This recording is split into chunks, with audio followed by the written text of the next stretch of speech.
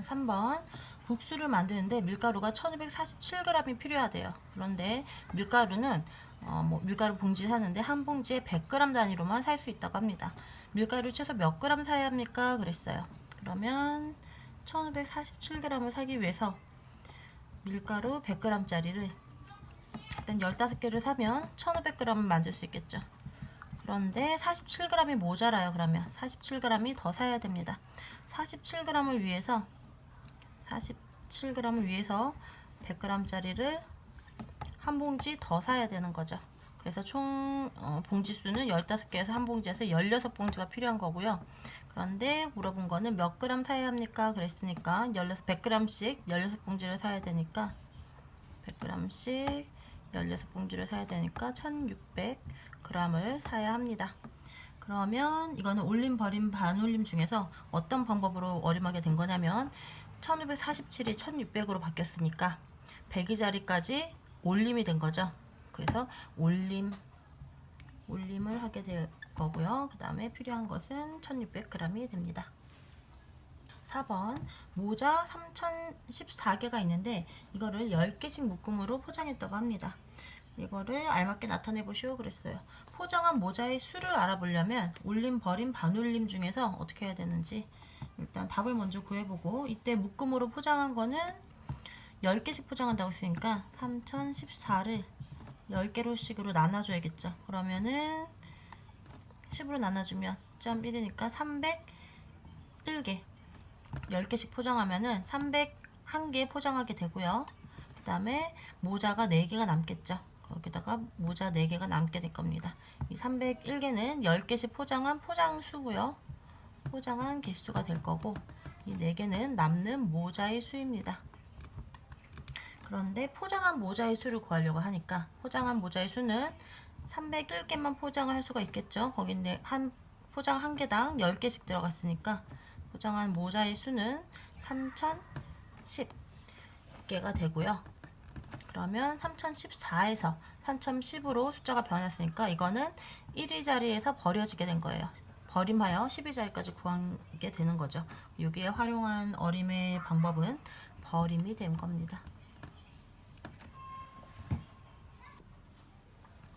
5번 864kg 의 팥을 한 자루에 10kg씩 담으려고 합니다. 10kg씩 담으려고 할 때 팥을 남김없이 자루에 담으려면 자루는 최소 몇 개 필요합니까? 그랬어요.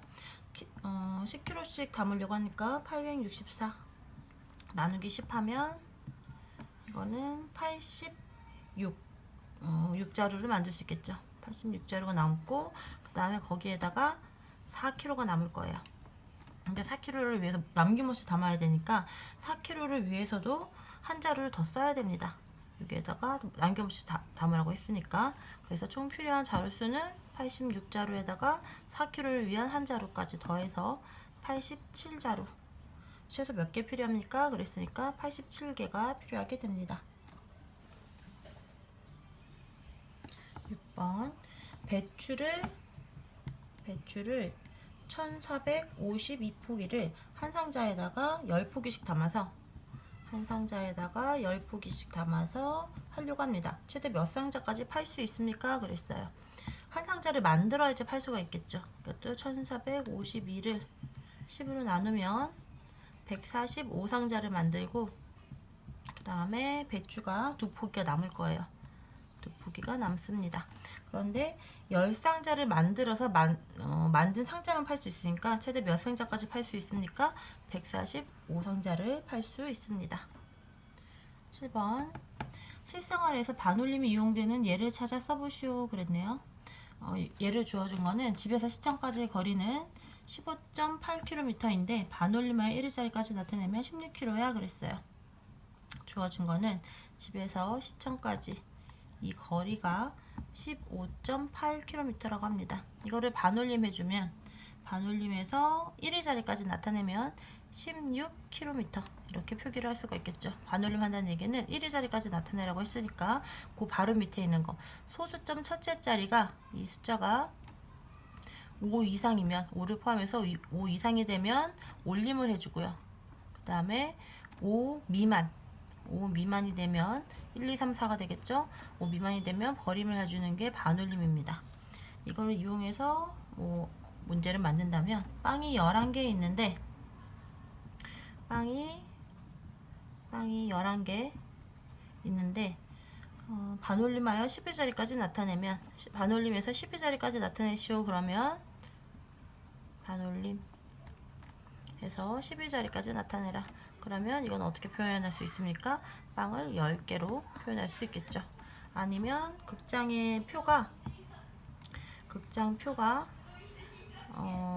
1538장이 팔렸는데 이거를 반올림해서 100의 자리까지 나타내시오. 그러면 100의 자리까지 나타내면 바로 밑에 있는 거 100의 자리보다 하나 밑에 10의 자리 숫자가 3이니까 5 미만이죠. 버림하게 되면 대략 1500장 정도 팔렸다. 이렇게 나타낼 수가 있습니다. 8번 500원짜리 동전 82개를 만원짜리 지폐로 바꾸려고 합니다. 만원짜리 지폐는 최대 몇 장까지 바꿀 수 있습니까? 만원짜리 지폐를 최대 몇 장까지 바꿀 수 있습니까? 그러면 500원짜리 82개면 총 금액이 얼마인지부터 알아야겠죠? 500 곱하기 82를 해줍니다. 그러면 00 뒤에 붙고요. 그 다음에 5, 20, 5, 8에 40. 총 얼마가 있냐면 41,000원이 있네요. 만원짜리 몇 장까지 됩니까? 만원짜리 4장이 있고요. 이거 41,000원이면 만원짜리 4장과 그 다음에 1,000원짜리 1장이 있네요. 그래서 만원짜리는 최대 몇 개까지 바꿀 수 있습니까? 4장까지 바꿀 수 있겠네요. 4장. 9번 과자를 사는데 필요한 돈을 어림했대요. 더 적절하게 어림한 사람의 이름을 쓰시오. 과자가 빼빼로가 이거는 1580원짜리 과자가 있고 그 다음에 감자맛 봉지는 990원짜리 과자가 있네요. 민호라는 애는 뭐라고 그랬냐면 나는 1500원 900원으로 어림했어.